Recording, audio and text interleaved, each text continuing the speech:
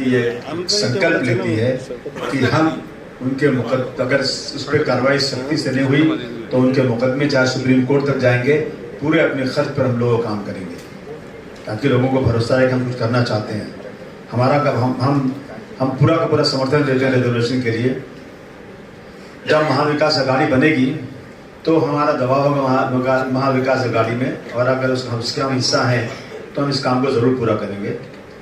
मराठा समाज का अच्छा, हमारी दूसरी एक यहाँ पे मैनिफेस्टो में हमारे डॉक्टर साहब ने अनाउंस किया है समाजवादी पार्टी की तरफ से, जहाँ एक ट्रेनिंग कैंप बनेगा जिसमें कांस्टेबल, पीएसआई इनकी भर्ती के लिए ट्रेनिंग होगी, और पार्टी की जानिब से फिजिकल ट्रेनिंग के लिए पुलिस अफसर, रिटायर्ड पुलिस अफसर, प्रोफेसर की सर्विसेज ली जाएंगी ताकि वो बहुत परफेक्ट और अच्छी तरह से चले। हो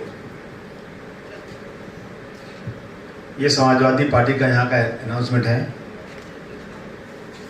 हाँ देखिए, मौज़िनों की तनख्वाह ये पहले से दे रहे हैं, देते आ रहे हैं। नहीं, बहुत से लोग मदद कर रहे हैं, मुझे मालूम है आप मदद कर रहे हैं। और मौज़िनों की तनख्वाह को बढ़ाने के लिए महाविकास अघाड़ी में पूरी कोशिश की जाएगी। दूसरी चीज़ ये रह गई कि आज जो है इंसाफ नहीं मिल रहा है, और हमारी एक और मांग है बहुत ज़बरदस्त तरीके से, जो मैंने मुंबई में कहा है कि किसी भी महत्वपूर्ण व्यक्ति, इम्पॉर्टेंट पर्सन, चाहे वो देवी देवता हो, चाहे रसूलुल्लाह सल्लल्लाहु अलैहि वसल्लम हो, कुरान शरीफ हो या वेद हो, डॉक्टर भीमराव अम्बेडकर साहब हो, गांधी जी हो या मौलाना अबुल कलाम आज़ाद हो, इनके बारे में कोई गलत टिप्पणी करे तो उसे आतंकवाद के केस में यूएपी में बंद किया जाए। अगर ये हो गया कानून ना, तो मैं कहता हूँ 60% लॉ एंड ऑर्डर की सिचुएशन सुधर जाएगी। रोज़ आना कोई कहता, और अभी क्या हो रहा है?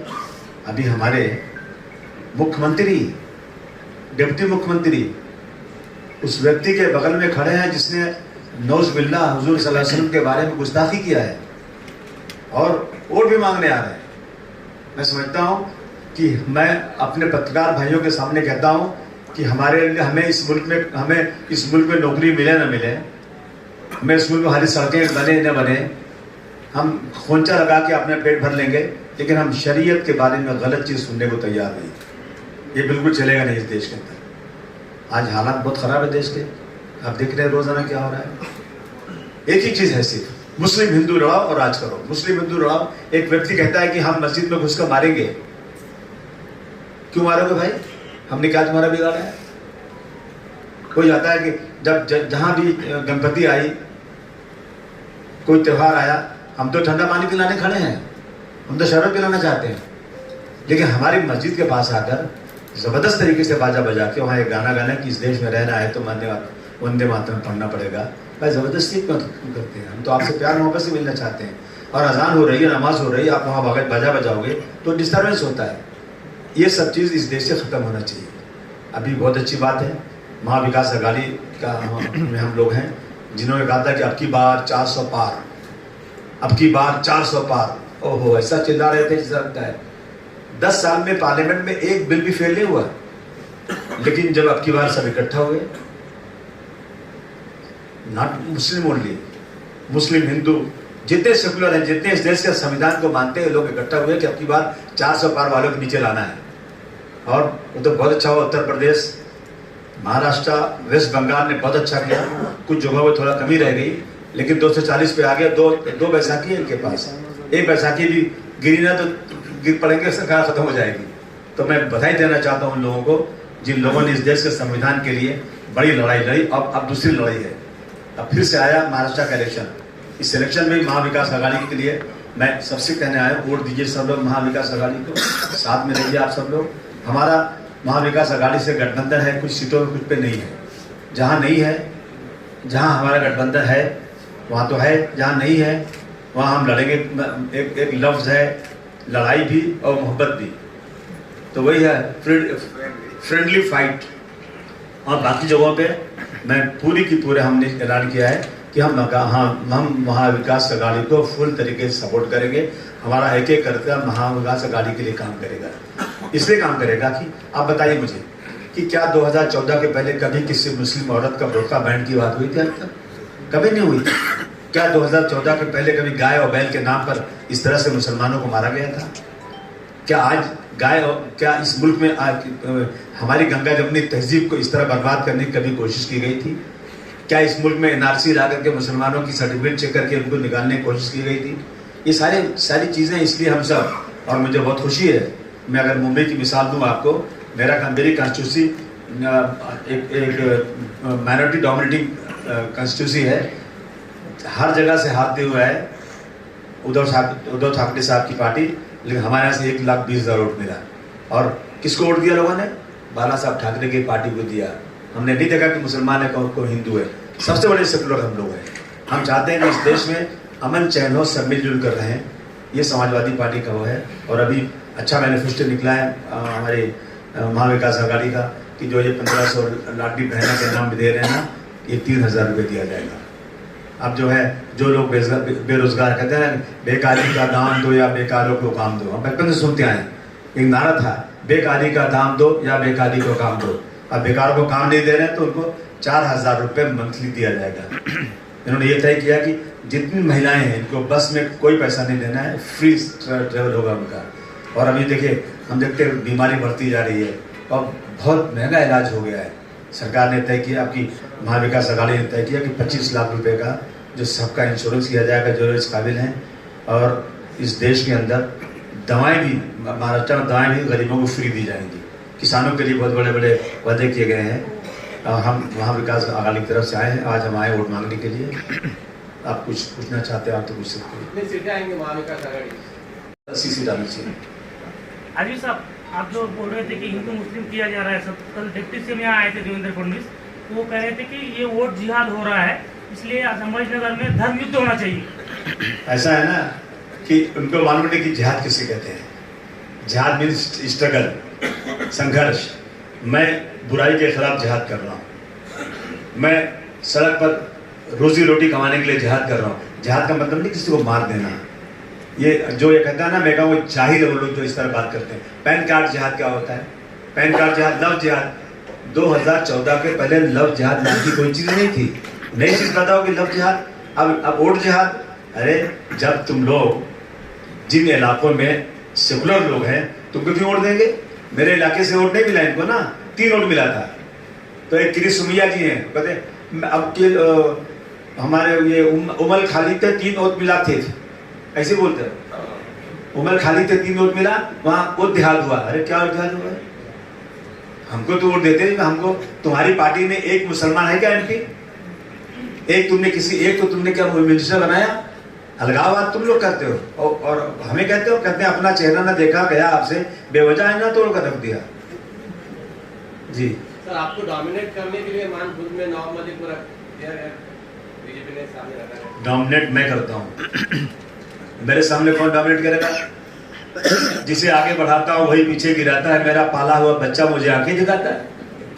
आप जो है, आप पूरी तरह से अपने कैंडिडेट को माने कहूँगा कि जो है आप वहाँ के भी कैंडिडेट को जो गिराने की कोशिश नहीं गिराने के नहीं। आप वहाँ पर भिवंडी में भी वही हरकत कर रहे हैं। क्या हरकत कर रहा हूँ? आप जो है कोई एक हफ्ते नहीं, आपकी पार्टी का जो है बताइए कि भाई कहाँ हमारी पार्टी का जो है स्टेटस। सुन लीजिए सर, सब बता दूंगा जो पूछेंगे आप। ऐसा है कि भिवंडी में मैं चुन कर आया हूँ दोनों सीटें एक बार बिना अलायंस के। भिवंडी भी चुन के आया था और बम्बई भी चुन के आया था भिवंडी, और भिवंडी की ईस्ट और वेस्ट दोनों चुन के आया था। वो सीट पे मेरा हक है, किसी का हक नहीं है। वहां क्यों जाते हैं बार बार वहां वोट काटने के लिए? मेरा बेटा खड़ा हुआ भिवंडी में, उसके सामने क्यों खड़ा किया आपने? मेरे सामने गोंडी में क्यों खड़ा किया आपने? आप जाकर यूपी में जाकर वोट काटते हैं और कटुआ लोग मुझसे बात कर सकते हैं क्या? भाजपा को मदद करने के लिए अब वो आदमी काम कर रहे हैं और देवेंद्र फडणवीस के कहने पे मुजरा करते हैं, ऐसा इम्तियाज जलील। कौन है ये? कौन कह रहा है?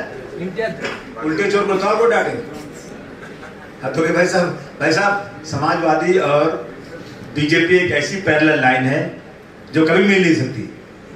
समाजवादी पार्टी को ये कहना बहुत बड़ी गाली है कि समाजवादी पार्टी और बीजेपी के साथ। आपने देखा आज तक एक ब्लॉग था कि दिल्ली में प्राइम मिनिस्टर बनाना था तो जय ललिता जी थी, उन्होंने नेताजी को बुलाया एक होटल के अंदर मीटिंग करने के लिए और कान में बोला कि बगल में अडवाणी जी को बिठाया, आपको प्राइम मिनिस्टर बनाना है। नेताजी भला के तुम्हारा दिमाग खराब है, तुम मुझे बुलाई क्यों, चले गए। कभी बीजेपी के साथ समाजवादी पार्टी जा ही नहीं सकती, ये गाली है हमारे लिए। एक तरफ आप बोलते हो बीजेपी ने कोई मुस्लिम कैंडिडेट नहीं दिया, दूसरी तरफ आप वोट का डिवाइडेशन कर बीजेपी को सपोर्ट कर रहे हो। नहीं कभी नहीं, आप गलत हो गई। हम कभी डिवाइडेशन नहीं करते, हम वही करते हैं जहाँ हमारी ताकत होती है, जहाँ हम चुन के आने के। हमने 8 सीटें हैं, 8 सीटें हम चुन कर आएंगे भाई साहब, चिंता मत कीजिए।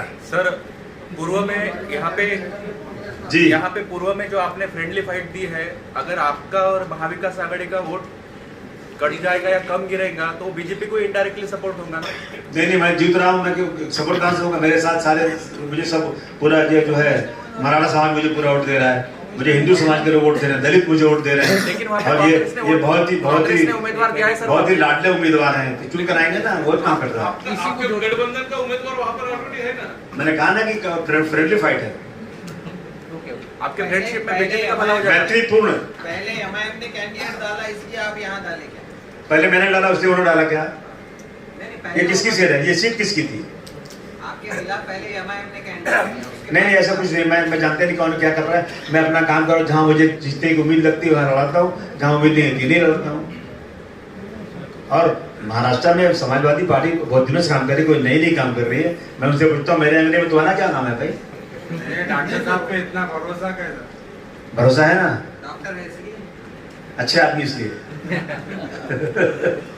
कल असदुद्दीन ओवैसी भाषण में बोले कि आपकी जो पार्टी है वो चुन के आने के लिए नहीं, हराने के लिए मैदान में।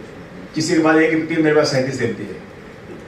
मैं इस देश की तीसरे नंबर की पार्टी हूँ, मुझे अपनी पार्टी को राष्ट्रीय पार्टी बनाना है। ऐसा नहीं लड़ूंगा तो कैसे बनेगी राष्ट्रीय पार्टी? और जरूरत है आज श्री अखिलेश यादव जी का चेहरा देश में एक नुमाया चेहरा है, और मुलायम सिंह यादव जी तो इस देश के सबसे बड़ी पॉलिटिकल फैमिली थी, नेताजी के बेटे अखिलेश जी है। और जो 2012-17 तक जो काम कर दिया अखिलेश जी ने यूपी में, मैं समझता कोई नहीं कर सकता। मैं आज रहा था, मैं जो रोड है ना, ये बना हुआ समृद्धि रोड, गाड़ी सारी ऐसे हो रही है। आप चलो था ना, एक में चल जाओ। जब बना था रोड ना, तो प्रेस के लोगों ने पूरे फुल गिलास भर के पानी रखा, और गाड़ी 10, 20, 30, 40, 50, 100 तक पहुंची ना, पानी हिला नहीं। हाँ, लखनऊ आगरा रोड जो है, कितना आज भी कितना अच्छा रोड है। और कितने दिन में बना? 22 महीने में इतना बड़ा रोड, जमीन का अधिग्रहण करना, किसानों को पैसे देना, ब्रिजेस बनाना और रोड बना देना, ये काम होता है। अखिलेश जी का नेतृत्व देश के लिए जरूरी है, इसलिए समाजवादी पार्टी को बढ़ा रहा हूँ। किसी का कलेजा ना फटना चाहिए, मैं क्यों लड़ रहा हूँ। महाविकास आघाड़ी में आपको जो 2 सीट दी, उसके बाद आपने ये ज्यादा सीट खड़े गए कि ज्यादा सीट खड़े गए, तो इससे महाविकास आघाड़ी कमजोर नहीं होगी? नहीं, कमजोर नहीं होगी महाविकास आघाड़ी। अगर मैं नहीं रहा था तो कमजोर होती, क्योंकि वो सीधे मैं नहीं रहता तो बीजेपी जीत जाती। मैं रहता हूँ। महाविकास आघाड़ी से बगावत कर दी, फायर्स लगाए जा रहे। इतने अच्छे आदमी है, मानते हैं आप लोग? अच्छा, ओवैसी आपको क्यों टारगेट कर रही है इलेक्शन? पता नहीं, उनसे पूछिए, मैं तो जानता नहीं, मेरा क्या लेना देना। इससे पहले तो कभी हुआ नहीं है। पता नहीं क्यों कर रहे हैं, उनको क्या जरूरत है मुझसे। असीम भाई, राज ठाकरे बोले हमारी सरकार आने के बाद मस्जिद के जो माइक है वो बोंगे के नीचे हम उतारे। पहली बात, उनकी सरकार कभी आएगी नहीं, भूल जाए। अगर आती है तो आप क्या करेंगे? अरे आएगी नहीं तो आती है क्या मतलब? आएगी नहीं तो कहाँ से आएगी? देश रानी ने उसको जवाब दिया, राज ठाकरे अगर उतारे ना उतारे होंगे, मगर हम उतार देंगे। तुम्हारे अपना नहीं उतार सकते, बोल दीजिए उनसे। हम चूड़ी पहन के नहीं बैठे हुए हैं, मगर हम वो सब नहीं कहना चाहते हैं। हम हमारे मजहब में इंटरफेयर करने की कोशिश मत करो, अपने काम से काम रखो। ये इसको तो नोट करना चाहिए, इलेक्शन कमीशन को नोट करना चाहिए, इसको सुप्रीम कोर्ट को सो मोटो होना चाहिए। अगर मैं कह दूं किसी की इबादत गाह के बारे में तो खून खराब हो जाएगा देश के अंदर। हम ही को कातिल कहे कि दुनिया हमारा भी कत्लेआम होगा, हम ही कुएं खोदते फिरेंगे और पानी वही हमें पे हराम होगा। मुझे डर है कि यही ज़हनियत रही तो इस देश में ना कोई अब्दुल कलाम होगा, ना कोई अब्दुल हमीद होगा। Subscribe now and press the bell icon. Never miss an update.